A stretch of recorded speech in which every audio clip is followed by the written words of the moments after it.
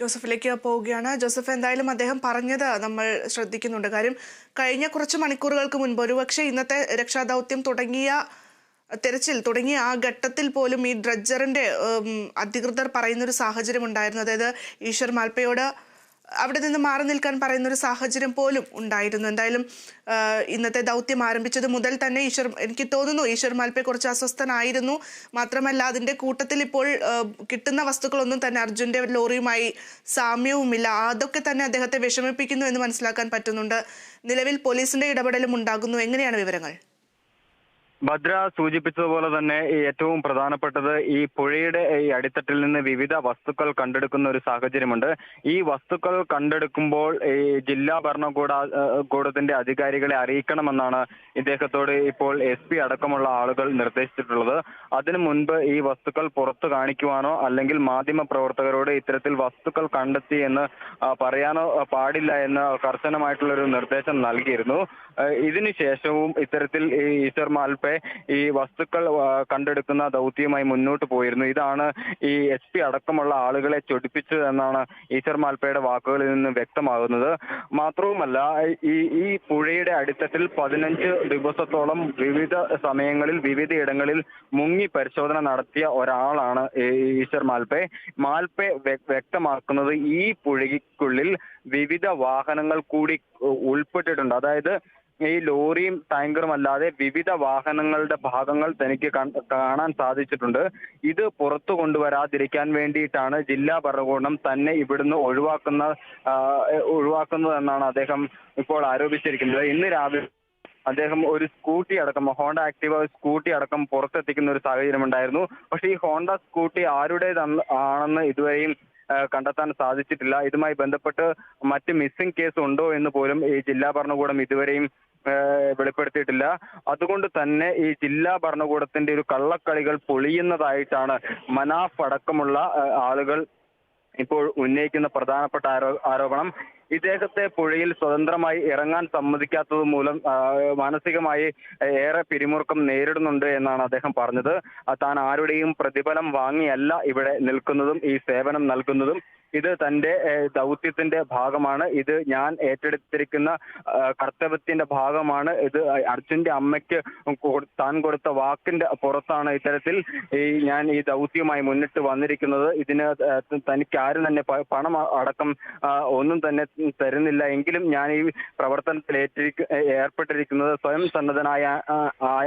സ്വയം സന്നദ്ധനായാണ് എന്നാണ് അദ്ദേഹം ഇപ്പോൾ പറഞ്ഞിട്ടുള്ളത്. എന്തായാലും ഇന്ന് അദ്ദേഹം ദൗത്യം നിർത്തി ഉടുപ്പിയിലേക്ക് മടങ്ങിയിരിക്കുന്നു.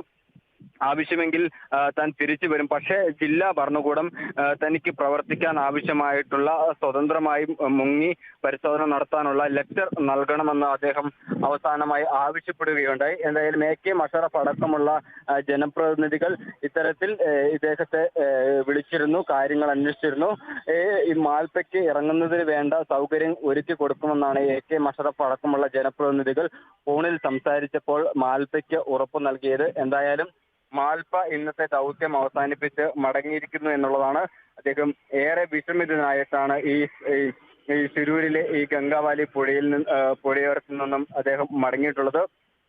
കഴിഞ്ഞ ദിവസങ്ങളിൽ നാം കണ്ടതുപോലെ വിവിധ വസ്തുക്കൾ കണ്ടെടുത്തിരുന്നു. പക്ഷേ അത് അർജുന്റെ ലോറിയുടേതല്ല എന്നുള്ളതും ഇദ്ദേഹത്തെ ഏറെ വിഷമിപ്പിച്ചിരുന്നു. കാരണം ഇത്തരത്തിൽ പുഴയിൽ നിന്ന് ഓരോ വാഹനങ്ങളുടെ ഭാഗങ്ങൾ പുറത്തെത്തിക്കുമ്പോഴും ഡ്രഡ്ജറിന്റെ പ്രവർത്തനം നിർത്തിവെക്കേണ്ടതായ ഒരു സാഹചര്യം വരുന്നുണ്ട്. അറിയാവുന്നതുപോലെ വളരെ പരിമിതമായ ദിവസത്തേക്ക് വേണ്ടി മാത്രമാണ് ഈ ഡ്രഡ്ജർ സംവിധാനം ഇവിടെ എത്തിച്ചിട്ടുള്ളത്. അതുകൊണ്ട് തന്നെ ഡ്രഡ്ജർ നിർത്തി ഈ ഇത്തരത്തിൽ പരിശോധനയ്ക്ക് വേണ്ടി ഈശ്വർ മാൽപ്പയ്ക്ക് വേണ്ടി ഈ ഡ്രഡ്ജർ അടക്കം നിർത്തിവെക്കുക എന്ന് പറയുന്നത് അത് സത്യത്തിൽ ഈ ദൗത്യത്തെ തന്നെ കൂടുതൽ പ്രതിസന്ധിയിലാക്കുമെന്ന് നിസ്സംശയം പറയാം. അതുകൊണ്ട് തന്നെ ഇത്തരത്തിൽ ഉള്ള തിരച്ചിലിൽ അതുകൊണ്ട് തന്നെയാണ് ഈ ഡ്രഡ്ജർ കമ്പനി അധികൃതർ ഇന്ന് ഈ ഭാഗം, അതായത് നേവി മാർക്ക് ചെയ്ത ഭാഗം കേന്ദ്രീകരിച്ച് മുങ്ങി പരിശോധന നടത്തണ്ട എന്ന് നിർദ്ദേശിച്ചത്.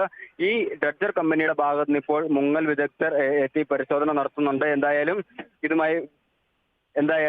ഇതുമായി ബന്ധപ്പെട്ടപ്പോൾ ഇപ്പോൾ ഒരു ഡ്രഡ്ജർ കമ്പനിയുടെ ഭാഗത്തു നിന്ന് മാത്രമാണ് ഇപ്പോൾ ഇത്തരത്തിൽ പരിശോധന നടത്തുന്നത്.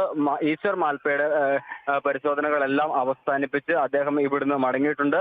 ഈ നേവി അടയാളപ്പെടുത്തിയ ഭാഗം കേന്ദ്രീകരിച്ച് ഡ്രഡ്ജർ ഇപ്പോൾ തെരച്ചിൽ നടത്തുന്നുണ്ട്. ബാക്കി അതായത് ലക്ഷ്മണൻ നായിക്കിന്റെ കടയുണ്ടായിരുന്ന ഭാഗത്തെ തെരച്ചിൽ ഇപ്പോൾ പൂർണ്ണമായും ഉപേക്ഷിക്കപ്പെട്ടിരിക്കുകയാണ്. എന്തായാലും ഈ ദൗത്യത്തെ ഇത് പ്രതിസന്ധിയിലാക്കുമെന്ന് തീർച്ചയാണ്. കാരണം ഇത്രയും ദിവസം പുഴയിലിറങ്ങി പരിചയമുള്ള ഒരാൾ ഒരു സുപ്രഭാതത്തിൽ ഈ ദൗത്യത്തിൽ നിന്ന് പിന്മാറുന്നത് ഈ ദൗത്യത്തെ പൂർണ്ണതോതിൽ അല്ലെങ്കിൽ മറ്റൊരു തരത്തിൽ അനിശ്ചിതത്തിലാക്കുമെന്ന് ഉറപ്പാണ്. എങ്കിലും അദ്ദേഹം സ്വതന്ത്രമായി വർക്ക് ചെയ്യാൻ, അതായത് പ്രവർത്തികൾ പുഴയിലിറങ്ങാൻ അനുമതി ലഭിക്കുകയാണെങ്കിൽ ഇത്തരത്തിൽ എത്തിച്ചേരുമെന്ന് തന്നെ അറിയിച്ചിട്ടുണ്ട്. എന്തായാലും ഇപ്പോൾ തെരച്ചിൽ ഇവിടെ ഊർജിതമായി തന്നെ തുടരുന്ന ഒരു സാഹചര്യമാണ് നിലവിലുള്ളത്. പക്ഷേ ഈ ലക്ഷ്മണൻ നായിക്കിന്റെ ചായക്കട ഉണ്ടായിരുന്ന ഭാഗത്തെ തെരച്ചിൽ ഇപ്പോൾ പൂർണ്ണമായും ഇല്ലാണ്ടായിരിക്കുന്നു. ഇപ്പോൾ നേവിയുടെ ലോറി കണ്ടെത്തിയ ഭാഗം ജോസഫ്, ശിരൂരിൽ അർജുൻ ഉൾപ്പെടെ കാണാതായവർക്ക് വേണ്ടിയുള്ള തെരച്ചിലിൽ നിന്ന് മുങ്ങൽ വിദഗ്ധൻ ഈശ്വർ മാൽപ്പെ പിന്മാറിയിരിക്കുന്നു. ജില്ലാ ഭരണകൂടവും അതുപോലെ പോലീസിനോടുമുള്ള ഭിന്നതയെ തുടർന്നാണ് അദ്ദേഹത്തിന്റെ തീരുമാനം. ആവശ്യമെങ്കിൽ അതും ജില്ലാ ഭരണകൂടം ആവശ്യപ്പെട്ടാൽ മാത്രം തിരിച്ചു വരാമെന്നുള്ള മറുപടിയാണ് അദ്ദേഹം നൽകിയിട്ടുള്ളത്. എന്തായാലും 3-ാം ദിനം തെരച്ചിൽ നടത്തിയെങ്കിലും അർജുന്റെ ട്രക്കുമായി ബന്ധപ്പെട്ട ഒരു തരത്തിലുള്ള സൂചനയും ലഭിക്കാത്തൊരു സാഹചര്യമാണ് നിലവിലുള്ളത്.